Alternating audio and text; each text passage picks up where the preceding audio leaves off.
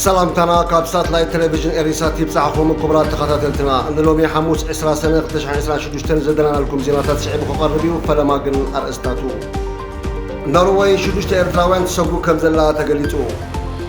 فدلالاوي بيت فرد أمريكا بمحبركم إرتراوين سياتلن كبابي أنزغر بخسي مقاومنا تعافيو أب كتما مقالة دبداب سبقال نفرتي تخيلو أب كينيا بزقات محادقة هليكوبتر شوعات سبات مويتهم أوغندا تنزانيا 10 بليون دولار زوج مصاري نዳዲ هانصا تسمامعن أمريكا متقعت إسرائيل كونينا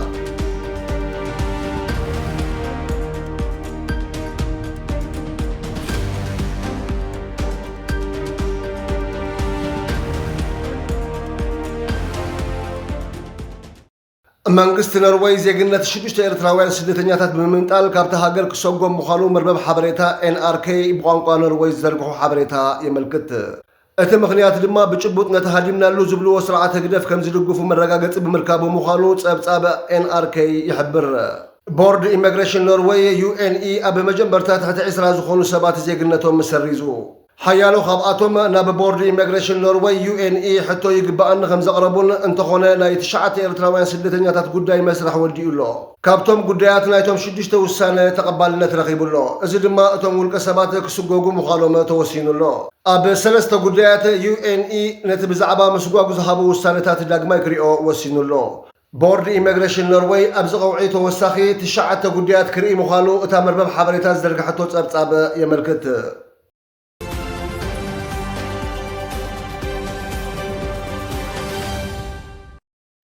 ኣብ ግዝኣት ዋሽንግተን ዝርከብ ፌደራላዊ ቤት ፍርዲ ብማሕበረኮም ኤርትራውያን ሲያትልን ከባቢኣን ኢኤጂኤስ ኣንጻር 13 ተኸሰቲ ዝቐረበ ክሲ ብቐዋምነት ከም ዝዓፀዎ ተገሊጹ ዳኛ ፌደራላዊ ቤት ፍርዲ ኣሜሪካ ዴቪድ ኤስቱዲሎ ክልቲኦም ወገናት ብስምምዕ ዘቕረብዎ ነቲ ክሲ ብወለንታ ንምዕፃው ዝጠልብ ሓባራዊ ሕቶ ተቐቢሉ ኣጽዲቕዎ ኣሎ ኢሉ እቲ ምዕፃው ክሲ ብሓፈሻ ተኽሲ ዳግማይ ክቐርብ ከም ዘይክእል ዘመልክት ምዃኑ እቲ ላዕለዋይ ቤት ፍርዲ ዝሃቦ መግለጺ ይሕብር ይኹን እምበር ፌደራላዊ ቤት ፍርዲ ኣሜሪካ ገና ውሳነ ዘይተዋህቦ ጉዳይ ከም ዘሎን ብቁፅሪ 162 ዝባር ሓደ ዝቐረበ ናይ ክፍሊት ጠበቓ ወይ መቕፃዕቲ ሕቶ ገና ኣብ መስርሕ እቲ ቤት ፍርዲ ከም ዘሎ ገሊጹ ዳኛ ኤስቱዲሎ ናይ መወዳእታ ፍርዲ ቅድሚ ምሃቡ ቤት ፍርዲ ኣብዚ ሕቶ ውሳነ ከም ዝህብ ኣረጋጊጹ ብተወሳኺ ፌደራላዊ ሕጊ ሲቪል ኣሰራርሓ ኢኤጂኤስ ቅድሚኡ ብመሰረት ቁፅሪ 41 ዝባር ሀ ዝወፀ ክሲ ንምዕፃው ዝቐረበ ሕቶ እቲ ድሒሩ ብክልቲኦም ወገናት ብስምምዕ ዝቐረበ ጉዳይ ስለ ዝተፈትሐ ምዃኑ ይገልጽ እዚ ናይ 17 ነሓሰ ትእዛዝ ነቲ መሰረታዊ ክሲ ብናይ ፍርዲ ውሳነ ወይ ብውፅኢት ፍርዲ ዘይኮነስ ብስምምዕ ክልቲኦም ወገናት ከም ዝተዓፅወ ኣረጋጊጹሎ እቲ ትእዛዝ ወገናት ነቲ ክሲ ንምዕፃው ዝተሰማምዕሉ ምኽንያቱ ወይ ዝርዝር ናይቲ ስምምዕ ኣይገለፀን ዘሎ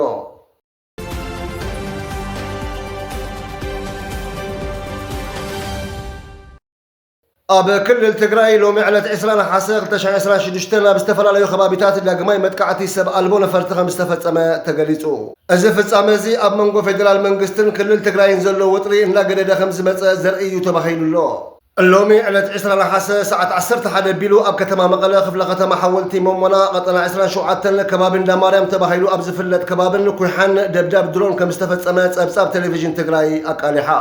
በቲ ዝተፈጸመ መጥቃዕቲ ብፍንጣር እቲ ደብዳብ ኣዴታትን ቆልዑን ሓዊሱ ሓያሎ ሰባት ከም ዝተወቕዑን ህፁፅ ሕክምናዊ ሓገዝ ንምርካብ ናብ ሆስፒታል ከም ዝኣተውን እቲ ጸብጻብ የመልክት ኣብቲ ካልኣይ መጥቃዕቲ ዝተፈጸመሉ ቦታ ዝበፅሐ ጉድኣት ከምዘየለ ተሓቢሩ ከምዚ ዓይነት መጥቃዕቲ ድሮን ኣብ ከተማ መቐለ ክካየድ እዚ ንመጀመርያ ግዜ ዝተፈጸመ ከምዘይኮነ ጸብጻባት የገንዝቡ ካብ መፋረቕ ወርሒ ነሓሰ 2026 ጀሚሩ ካብ መቐለ 15 ኪሎ ሜትር ርሕቐት ኣብ ዝርከብ ዳንደራ ዝተባህለ ከባቢ ኣብ ልዕሊ ዝርከብ ማእኸል መሰልጠኒ ሓረስቶት ተመሳሳሊ መጥቃዕቲ ተፈጺሙ እዩ ብተወሳኺ እቲ ደብዳብ ድሮን ኣብ ዝሓለፉ እዋናት ኣብ ከባቢ እንትጮን ገንደብታን እውን ተኻይዱ ምንባሩ ዝዝከር እዩ እቲ ኣብ ወርሒ ጥሪ ዝተፈጸመ ደብዳብ እንትጮ መግቢ ጽዕለን ይንቀሳቐሳ ኣብ ዝነበራ ክልተ ናይ ጽዕነት መካይን ዝዓለመ ምንባሩ ይጥቀስ ኣብቲ እዋን ሓደ መራሒ መኪና ህይወቱ ክሓልፍ ከሎ ሓጋዚት መራሒ መኪና ድማ ከቢድ ኣካላዊ ጉድኣት ከም ዝወረዶ ቤት ጽሕፈት ርክብ ህዝቢ ግዝያዊ ምምሕዳር ትግራይ ኮኒንዎ ምንባሩ ዝዝከር እዩ ኣብ ልዕሊ እዚ ድማ ኣብ ዝሓለፉ ሰሙናት ኣብ ከባቢ እመረዋን ሸራሮን ተመሳሳሊ መጥቃዕትታት ኣየር ከም ዝተፈጸሙ ነበርቲ ይገልጹ እዞም ተኸታተልቲ መጥቃዕትታት ነቲ ኣብ ወርሒ ሕዳር 2022 ዝተፈረመ ስምምዕ ሰላም ፕሪቶርያ ኣብ ዓብዪ ሓደጋ ዘእቱ ምዃኑ ብተደጋጋሚ ይግለጽ እኳ እንተሃለወ ክሳብ ሕጂ ካብ ፌደራል መንግስቲ ኢትዮጵያ ይኹን ካብ ሰልፊ ብልጽግና ብወግዒ ዝተዋህበ መግለጺ የለን።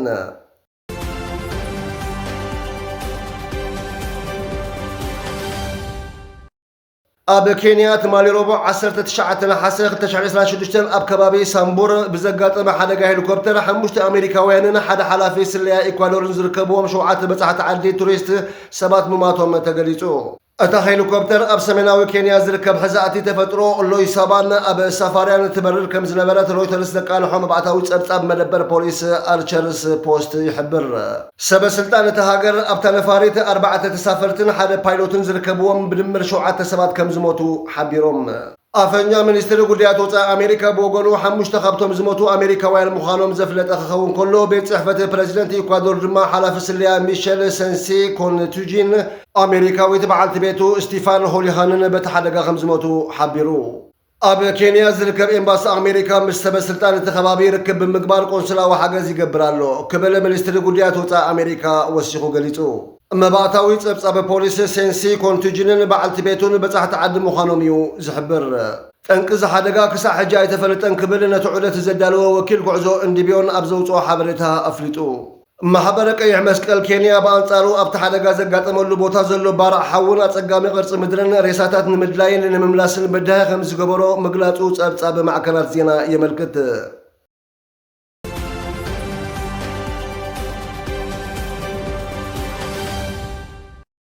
ኡጋንዳን ታንዛንያን ኣብ ትሕቲ ሰሃራ ኣፍሪቃ ካብ ዝዓበየ ፕሮጀክትታት ፀዓት ሓደ ንምህናፅ ስምምዕ ከም ዝፈፀማ ጸብጻብ ማዕከን ዜና ዘኣፍሪቃ ድሪም ብ19 ናሓሰ ይሕብር።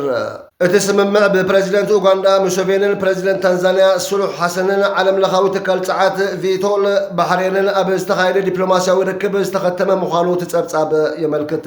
ብመሰረት እቲ ስምምዕ እቲ ክህነፅ ዝሕሰብ ዘሎ ሜጋ መጻረዪ ነዳዲ ኣብ ወደብ ታንዛንያ ኣብ ዝርከብ ማእኸል ፀዓት ዞባ ታንጋ ምዃኑ ተፈሊጡ።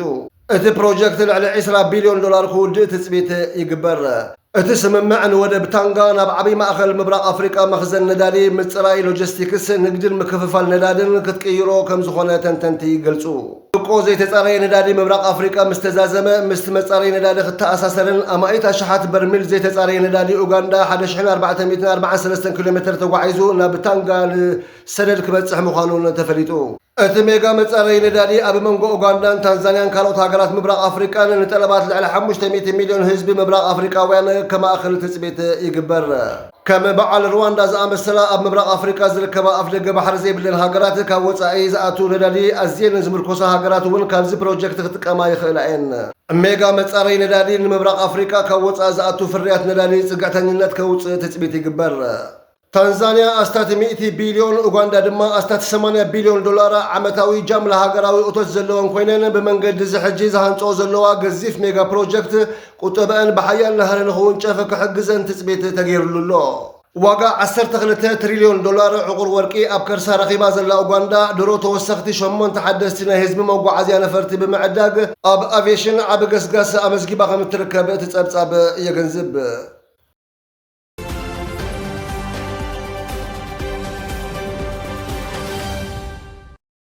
እስራኤል ኣብ ጥቓ ዶብ ቱርኪ ንዝርከብ ወተሃደራዊ ማዓስከር ሶርያ መጥቃዕቲ ድሕሪ ምፍጻማ ኣሜሪካ ብዙሕ ብዘይተለምደ መልክዑ ከም ዝኾነነቶ ጸብጻብ ማዕከን ዜና ቢቢሲ ብ19 ናሓሰ ይሕብር። ኣሜሪካ ነቲ ኣብ ልዕሊ እቲ መደበር ዝተፈጸመ መጥቃዕቲ ዘየድሊ ወጥርን ነቲ ኩነታት ዘጋድድን መጥቃዕቲ ምዃኑ ገሊጻ። መንግስቲ ቴሌቪዥን ሶርያ ከም ዝጸብጸበቶ እስራኤል ኣብ መደበር ኣየር ኣቡ ድሁር 8 ግዜ ብምድብዳብ ኣብታ መደበር ኣየርን መኽዘናትን ጉድኣት ኣብፂሓ። በቲ መጥቃዕቲ ዝበፅሐ ጉድኣት ዛጊድ ኣይተገልጸን ዘሎ። እስራኤል ብዛዕባ እቲ ዝፈጸመቶ መጥቃዕቲ ብቐጥታ ርእይቶ እኳ እንተዘይሃበት ሶርያ ወተሃደራዊ ቱርኪ ነቲ ማዓስከር ኣየር ክጥቀሙ ብምፍቃድ ስምምዕ ጸጥታ ብምጥሓስ ጫፍ በፂሓ ነይራ ኢላ ከሲሳ። ሶርያን ቱርክን ሰራዊት እስራኤል ነቲ መጥቃዕቲ ብምፍጻሙ ኣብቲ ዞባ ወጥሪ ከጋድድ እዩ ብምባል ከሲሰን ኣለዋ። ፍሉይ ልኡኹ ዶናልድ ትራምፕ ኣብ ሶርያን ኢራቅን ከምኡውን ኣምባሳደር ኣሜሪካ ኣብ ቱርኪ ቶም ባራክ ኣብ ማሕበራዊ መራኸቢታት ገጹ ኣብ ዘርግሖ ጽሑፍ ነቲ መጥቃዕቲ ኮኒኑ። ባራክ ኣብ ኤክስ ገጹ እቲ ዝተረጋገፀ መጥቃዕቲ እስራኤል ኣብ መዕርፎ ነፈርቲ ኣቡ ኣል ድሁር ኣብቲ ዞባ ሃዋህው ዘይምርግጋእ ክፈጥር ኣበርክቶ ከም ዝገብርን ዘየድሊ ወጥሪ ከስዕብ ብምዃኑ ኣዝዩ የሻቕለና እዩ ክብል ኣካፊሉ። ቤት ጽሕፈት ቀዳማይ ሚኒስትር እስራኤል ቤንጃሚን ነታንያሁ ኣብ ዘውፅኦ መግለፂ እስራኤልን ሶርያን ኣብ ጉዳይ ፀጥታ ዝፀንሐ ኩነታትን ንምዕቃብ ተሰማሚዐን እየን። ሶርያ ሰራዊት ቱርኪ ኣብ ከባቢ ኣለፓ ኣብ ዝርከበ ማዓስከር ኣየር ክዓርፍ ብምፍቃዳ ነዚ ዝፀንሐ ኩነታት ክትጥሕስ ተቃሪባላ ኢሉ ሚኒስተር ጉዳያት ወፃኢ ሶርያ ነቲ ስጉምቲ ንፀጥታን ምርግጋእን ነቲ ዞባ ኣብ ሓደጋ ዘእቱ ብቑዕ ምክንያት ዘይብሉ መጥቃዕቲ ክብል ኮኒኑ ቱርኪ ናብቲ ካብ ዶብ 7 ኪሎ ሜትር ርሒቑ ዝርከበ ማዓስከር ኣየር ኣብ ድሁር ሰራዊት ምውፋራ ኣየረጋገፀትን። ዳይረክተር ርክብ ቱርኪ ቤት ጽሕፈት ቀዳማይ ሚኒስትር እስራኤል ዘቕረቦ ክስታት ሓሶት ምዃኑን እስራኤል ኣብ ልዕሊ ሶርያ ትገብሮ ዘላ መጥቃዕቲ ንምምኽናይ ዝዓለመ ምዃኑን ገሊጹ። ቱርኪ እቲ መጥቃዕቲ ልኡላውነት ግዝኣታዊ ሓድነት ሶርያ ዝግህስ ምዃኑ ብትሪ ምኹናና እቲ ዝተዘርግሐ ሓበሬታ የመልክት። ክቡራት ተኸታተልቲ ንሎሚ ሐሙስ ዝበልናዮም ዜናታትና እዞም ክትከታተልዎም ዝፀናሕኩም ይመስሉ ነይሮም። ፅባሕ ብኻልኦት ዜናታትና ክሳብ ንራኸብ ሰሰናዩ ንመነየልኩም።